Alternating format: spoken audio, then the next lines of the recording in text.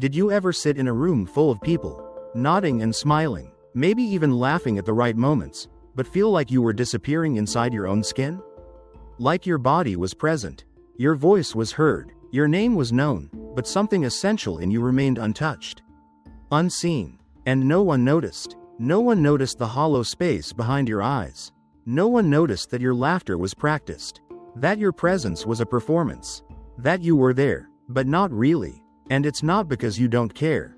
You do, maybe too much. You've been trying to feel close, trying to feel understood, but no matter how many hands you shake or hearts you try to reach, something still feels distant. Like there's glass between you and the rest of the world. You're not cold, you're not broken, you're just not fully with them. And maybe not fully with yourself either. This ache, the ache of disconnection in the middle of togetherness, it doesn't mean you're defective. It means something important in you got skipped. Something quiet, deep, and true in you was never met when it first needed to be. And now, that unmet part sits silently in the room with you, watching the conversation like an outsider. Even when you're included, especially then. We are born wired for connection. Not just surface interaction, not just approval or proximity, but soul-level resonance. The kind of connection where your inside world feels seen, mirrored, held. But if your early life taught you that your truth was too much, too quiet, too sensitive, too different, too confusing, then you may have learned to survive without being known. You adapted. You got good at fitting in, maybe even excellent. You learned what tone to use, what words made people like you, what parts of yourself to edit out, and maybe that's how you stayed safe. But the price was steep. Because every time you withheld something real to preserve connection, you made a silent trade, acceptance for authenticity. And now, here you are. A version of you is welcomed in, but not all of you. Not the whole, unscripted, raw-edged you. And so, even when you're with people, a part of you is still waiting. Waiting to come home. The child you once were. The one who first felt invisible. Who wasn't mirrored. Who learned to perform instead of express. That child still lives in you. And they're still wondering, would anyone stay if they really saw me? That's the wound. Not being unloved. Being loved conditionally. Loved for being good, or helpful, or quiet, or impressive, but not for being real. So you grew up inside a story where your emotional truth wasn't safe to bring into the room. Where your feelings were too heavy, or your thoughts too strange, or your inner world too complex to share. You learn to leave yourself in order to be with others. And that's the root of this disconnection. It's not about the people you're with now. It's not about how busy life is, or how shallow the world seems. It's about the early imprint, the blueprint that told you, I must hide parts of myself to stay loved. That blueprint didn't just shape your relationships. It shaped your nervous system, your emotional reflexes, your capacity to receive. And so now, even when someone offers you closeness, you hesitate. You pull back just slightly. You scan for signs it's not real. You protect, because part of you still believes that being fully known equals being abandoned. That if someone truly got close enough to see the soft parts, the contradictory parts, the messy and beautiful tangle of who you really are, they'd leave. Or worse, they'd stay, but not get it. And that kind of presence, without resonance, feels lonelier than being alone. So you tell yourself you're fine. You focus on being strong, capable, independent. You convince yourself you don't need much. But in the quiet hours, you feel it. The longing, not just for someone else, but for you to return to yourself. To come back to the places you abandoned to survive. To sit with the parts of you that were never welcomed, not to fix them, but to listen. Because true connection begins inside. It starts with being emotionally honest with yourself in a way no one taught you how to be. It starts with feeling your feelings before editing them. With noticing when you're performing. With choosing, gently, slowly, to stay present even when it's uncomfortable. That is not easy. Especially when your nervous system has practiced hiding for years. Especially when vulnerability feels like a threat. But healing isn't loud. It's not a declaration. It's the quiet act of letting the child in you know, you're not too much. You never were. It's allowing the loneliness to speak, not so it can consume you, but so it can reveal you. Because loneliness, at its core, is the grief of your truth not being shared. And when you begin to touch that truth, really feel it, hold it without judgment, something shifts. You start to hear yourself again. And the glass between you and the world starts to crack. Not all at once, not dramatically, but in quiet moments. When you tell the truth about how you're really doing. When you stop laughing just to fill silence. When you notice your impulse to please, and pause instead. When you choose presence over performance. That's when the real connection begins. Not because others suddenly see you, but because you do. And when you see yourself clearly, with kindness, the loneliness doesn't vanish, but it softens. It becomes less of a wall and more of a doorway. A passage back to wholeness. So if you've felt disconnected, not just from others, but from life, from yourself, know this. You're not broken. You're not incapable. You're just carrying a pattern that once protected you. A brilliant, adaptive, beautiful pattern, but one that's ready to evolve. And the fact that you feel the ache? That's proof you're waking up to something deeper. You're ready to connect from the inside out. Not as a performance, not as a role, but as the you that never needed to hide. But the you that never needed to hide is scared. Not because it's weak, but because it remembers. It remembers the silence that followed your honesty. It remembers the change in someone's eyes when you showed too much. It remembers the moment you realized being yourself meant losing safety. And so now, even years later, even after all the growth in books and breakthroughs, your body still flinches at closeness. Not physical closeness, emotional closeness.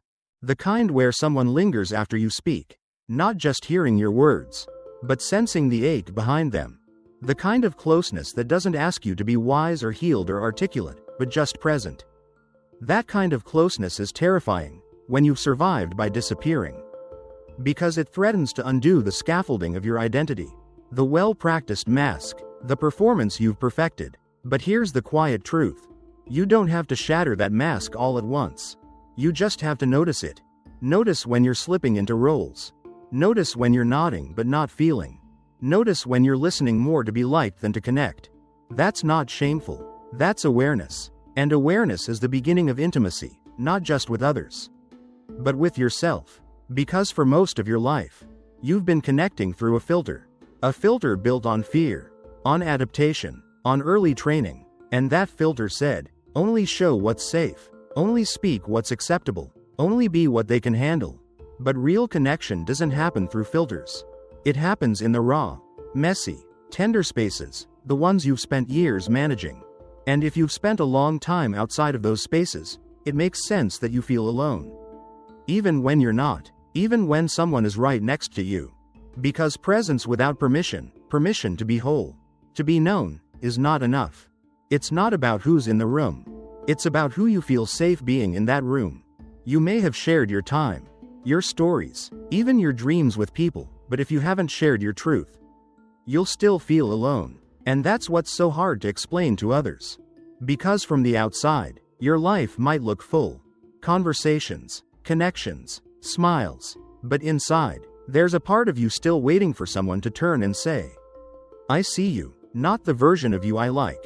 You, the scared, strange, soft, sacred you. Maybe no one ever did. Or maybe someone tried, but you were too defended to let them in. That's okay. Because this isn't about blame. This is about recognition. Recognizing how brave you've been to keep showing up in a world that never made space for your full self. Recognizing how much effort it takes to keep your heart open, even when it's been overlooked. Recognizing that disconnection isn't proof of failure. It's proof of longing. A longing that you've tried to bury, but can't. Because it's sacred. It's the part of you that still believes connection is possible. Not through perfection, not through performance, but through presence, through truth, through the slow, soul-deep work of unmasking. Not all at once, but piece by piece. Each time you choose honesty over harmony. Each time you let someone see a bit more of your mess. Each time you listen to your body when it says, I don't feel safe here. Each time you honor your no, or your yes, even when it risks rejection. That is the work. And it's not small. It's not glamorous. It's not the kind of work that gets applause. But it's the work that heals. Because in those moments, you're not just reclaiming your voice, you're repairing the connection with yourself. The connection that was severed the first time you decided it was safer to disappear than to be. And when you repair that, something subtle begins to change. You start to feel less alone even in silence. You begin to trust your own presence. You begin to hear the difference between connection and performance, not just in others, but in yourself. And slowly, you begin to come home. Not to a place, but to yourself. And when you're home in yourself, the loneliness loses its grip. Because you're no longer waiting for someone else to find you. You've found you. And from that place, every interaction shifts. Not because you're more charismatic, or more social, or more interesting, but because you're more true. And truth creates resonance. You start to notice it in subtle ways. In the way someone's eyes soften when you stop pretending. In the way silence becomes safe instead of scary. In the way your body relaxes when you no longer have to perform. And maybe for the first time, you feel seen. Not fully, not forever, but enough. Enough to know that connection isn't a myth. It's just rare. Because authenticity is rare, and it starts inside. So if you've spent years feeling disconnected, if you've convinced yourself that maybe you're just not the type to feel deeply understood, hear this. There is nothing wrong with you. Your longing isn't weakness. It's a signal. It's your soul saying, I'm still here. Come back. Not to fix, not to become, but to remember who you were before you learned to hide. Who you were beneath the performance. And who you're becoming now, not because anyone told you to, but because something ancient in you is waking up. Waking up to the truth that connection is not a luxury. It's a birthright. And you don't have to earn it. You just have to return to it. Bit by bit, breath by breath. And when you do, you'll find that you were never truly disconnected. Just disoriented. Just defended. Just protecting something sacred. And now, it's time to return. You don't need to rush. This isn't a race back to yourself. There is no clock ticking. No audience waiting. No prize for speed. Because the part of you that longs to feel connected doesn't care how long it takes. It just wants it to be real. And real takes time. Especially when you've spent a lifetime building walls disguised as charm. Wearing masks that looked like confidence. Speaking words you knew would keep the peace. Even if they stole your peace. You've been surviving in a world that rarely teaches us how to belong. We're taught how to succeed. How to attract. How to please. But not how to stay. Not how to stay in our own experience. Not how to stay present with discomfort. With uncertainty. With the unpolished truth of being human. And so we run. We scroll. We smile. We strategize. We stay busy enough to avoid the ache of absence, not just the absence of others, but the absence of ourselves. But the ache doesn't leave.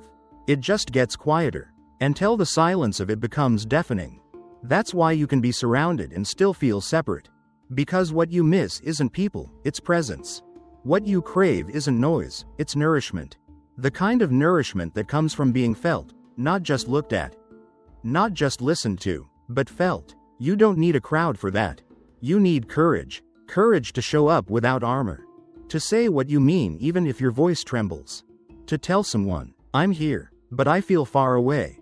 To tell yourself, I want to be known, but I'm scared. That's where healing begins, in honesty. Not perfect vulnerability. Not poetic confessions. Just simple, honest moments. Like looking into your own eyes in the mirror and whispering, I miss you. Because maybe, just maybe, the deepest loneliness wasn't when others left, but when you did.